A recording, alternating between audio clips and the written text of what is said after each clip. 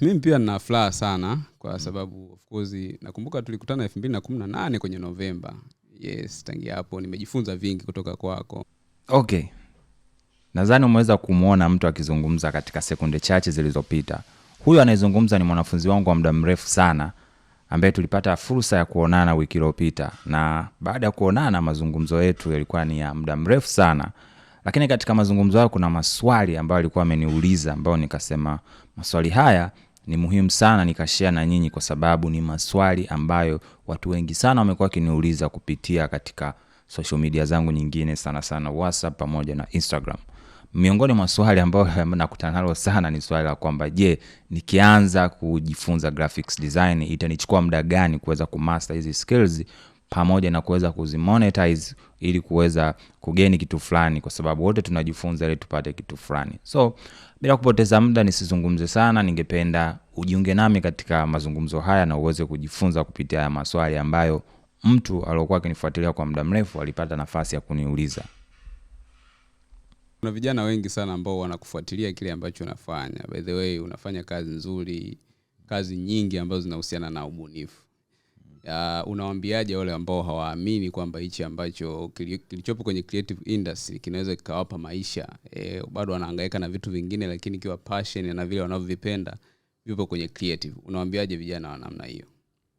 Mimi nataka tu niwaambie kwamba kwa sasa hivi kwenye issue za creative, yes, ni miongoni mwa skills duniani ambazo zinatoa fursa kubwa sana duniani, hasa kwa upande sisi ambao tunafanya issue za graphics. Yes. Sababu gani? Kwa sababu taasisi yoyote, kampuni yoyote ama kitu chochote duniani ambacho kipo kibiashara kinapotaka kupeleka information lazima ahitajike mtu wa graphics.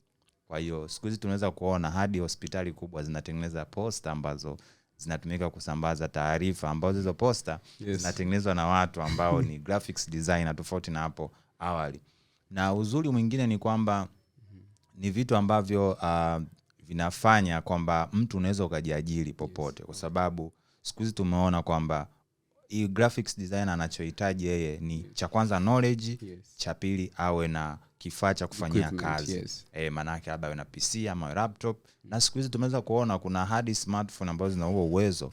Unaweza ukatumia software kama Canva ama Premiere Rush kuweza kutengeneza contents na ukalipwa. Na uzuri wa hizi pia ni kwamba huhitaji kuonyesha cheti kuprove watu kwamba yes mimi ni graphics designer. Unachohitaji ni vipande vya kazi zako ambazo umevifanya. Kwa hiyo nipende tu kusema kwamba wewe na maisha, mimi mwenyewe na mwaka karibia wa 4 usijaajiriwa, nimejiajiri mwenyewe. Kwa hiyo ni ile tu mindset inabidi iseme kwamba yes, na hii ni kitu ambacho sasa hivi kinawalipa watu pesa nyingi sana. Kwa hiyo ni hivyo. Yes, of course ni kitu kizuri, kwa sababu usisubiri au usifikiri kwamba mpaka uwe na cheti ndipo unapoweza kupata kazi au kujiajiri kwenye swala la creative. Ni skills zako tu ambazo una invest katika kusoma, na kikubwa ni muda, kwa sababu bwana Richi, unaweza kuwa shahidi investment ya huku inaweza isiwe kubwa sana kipesa, lakini inahitaji uwekeze muda ili uweze kujifunza zaidi. Lakini moja ya swali ambalo pia huwa binafsi naulizwa sana na wewe, kwa sababu leo tuko wote hapa na watazamaji wa channel yangu pia wanaweza wakapata mwamko zaidi au mwanga zaidi wa kujua kwamba kumbe ikiko hivi. Naulizwa sana kuhusiana na je, ni muda gani ambao naweza nikatumia kujifunza mimi mpaka kuwa graphic designer? Yes. Hilo swali watu wengi sana mimi mwenyewe wananiuliza kwamba yani kifupi inanichukua muda gani kuweza kumaster vitu. Well, jibu ni simple. Ni kwamba iko hivi. Binadamu tunatofautiana uwezo wa kutunza kumbukumbu, yani kuchukua maarifa kuweka akilini, tunatofautiana. Kwa hiyo unavoniuliza ni muda gani, nitakwambia inategemea. Lakini niseme tu kiufupi kwamba mtu ambaye atawekeza muda mwingi katika kujifunza, huyo mtu atafanikiwa kujua mapema zaidi kuliko mtu ambaye hana muda wa kutosha kuwekeza kwenye kujifunza. Na ndio maana hata watu tunavyokuwa tunasoma shule huwa wanataka wanafunzi ambao hawajihusishi na kitu chochote. Ukiwa una familia focus. Ukiwa na familia tayari unakuwa disqualified, huwezi kusoma. Lakini kutokana na hivi vitu watu wanavichukulia poa, ndio maana wanachukua muda mrefu sana. Kwa hiyo cha kwanza kabisa ni kuwekeza muda wa kutosha. Cha pili ule userious, umeona. Lakini ukiniuliza ni muda gani, inaweza chukua miezi 6, miezi 12, mwaka, miaka. Ni lifetime. Kwenye kujifunza ni lifetime. Inategemea mtu na mtu anachukua muda gani. Of course naona unafanya vitu vingi. Unafanya au una produce muziki, unafanya graphics, motion graphics, photography, wedding na mambo mengine mengi. Nataka kufahamu, of course najua hivi vyote unavifanya vizuri. Ni kitu gani ambacho wewe katika hivi vyote ambavyo unafanya vilivyo katika creative unakipenda, yani unaenjoy kuliko kufanya vitu vingine vyote katika haya masuala? Yani mimi katika skills zote ambazo nazifanya. Yes. Skills ambazo na enjoy. Yes. Ni kukaa nyuma ya kamera. Shoot. Yes. Then kuchukua material. Yes.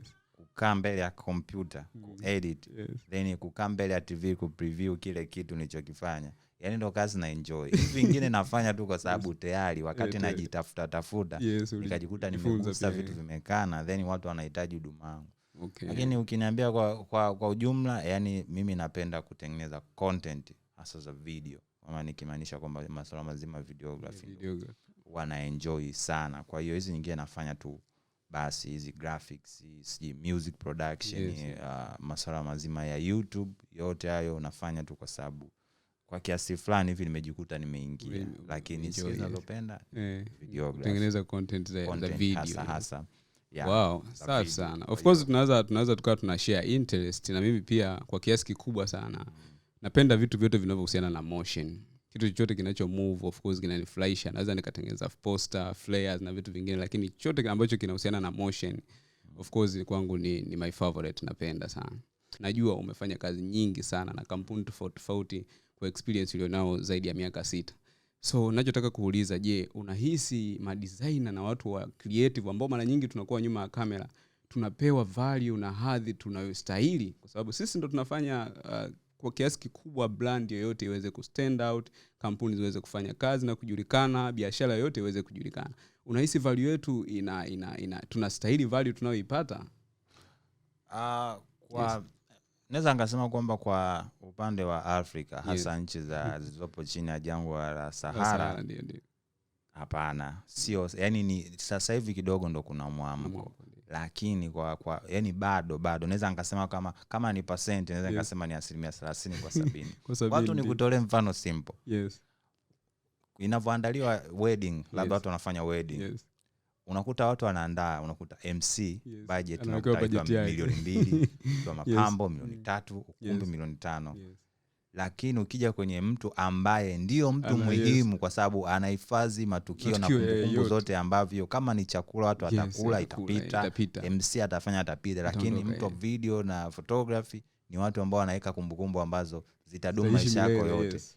Budget yao unaweza kukuta ni yani budget labda ya MC uigawanye labda mara 4 au mara 5 ndio unakuta hivyo. Let's say unakuta MC anaekewa milioni 2, lakini videographer au photographer anaekewa 500,000, 300,000. Huo ni mfano mzuri. Hapa tumetaja tu kwa mifano ambao kila mtu anaweza akajaribu kuona ndio hivyo. Tofauti na nchi za wenzetu. Nchi za wenzetu kule kuna value kubwa. Kwa hiyo ukiniuliza thamani tunathaminiwa, nitakwambia no. Ila ndo muamko naanza. I hope ndani ya miaka 5, 6, 7 kila kitu kitakaa sawa. Okay. Sawa. Kuja kugundua pia mashabiki wetu na watu ambao wanafuatilia content zetu ni wale. Yes, kuna siku kuna kijana mmoja alinitafuta. So wakati tunaendelea kuwasiliana na nini, kuna siku alikuwa akijifunza kupitia course zangu. So kuna siku sasa nikashare status tuko wote mimi na wewe. Akashangaa sana, unamfahamu huyu jamaa? Akawa surprised kweli na nini kwamba huyu jamaa bwana yuko vizuri, namfahamu. Nikasema mimi namjua vizuri na mimi pia najifunza vitu kutoka kwake. Kwa hiyo tunagundua kwamba industry yetu yes ni kubwa, lakini watu ambao tunafanya hizi kazi ni watu ambao tunafahamiana. So unazungumziaje swala la ushirikiano na namna gani ambavyo nitakuwa tuendelee kuwaunganisha mashabiki zetu na wakati mwingine labda tufanye project kubwa za pamoja ili kuweza kupush zaidi industry? Mimi ushauri wangu kwa watu ambao wanatufuatilia, kwa sababu I hope kuna baadhi ya fans, kuna baadhi ya wanafunzi na tuna share yani wako huku na huku. Yes. So tushirikiane kwa namna moja ama nyingine, lakini pia kwa watu ambao wanatufuatilia, naweza ngasema kwamba cha kwanza usione haya kuuliza kitu chochote ambacho unatamani kukijua. Nafahamu ndio unaweza ukauliza mara kwanza usijibiwe, mara pili usijibiwe, lakini endelea kuuliza then utapata jibu. Na baada hapo pia tujifunze pia jinsi ya kucommunicate na watu ambao wametuzidi katika maarifa. Mimi wanapata changamoto sana mtu anapokuja DM. Yani anaandika maneno mengi sana ambayo yani haendi straight to the point.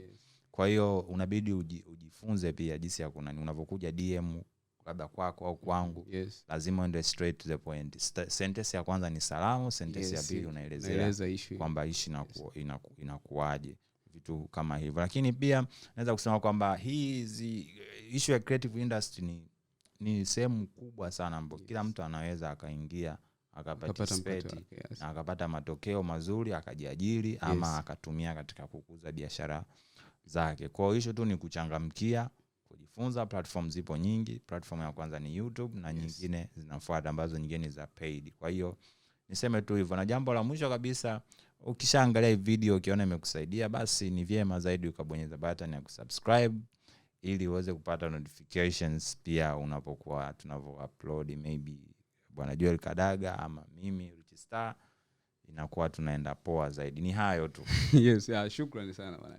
So guys, kama mlivyoweza kusikia, na tumaini utakuwa umejifunza vitu vingi sana katika video hii, katika mazungumzo haya ambayo mimi na jamaa tumeweza kuzungumza, hasa maswali yake. Bila kupoteza muda, unaweza ukasubscribe katika channel hii kwa maana itakuwa ina maana kubwa sana kwangu mimi. Lakini pia kama umeipenda, bonyeza button ya likes, na kama una maswali, maoni ama mapendekezo, basi usisahau kuniandikia katika section ya comments, na tukutane tena wakati mwingine.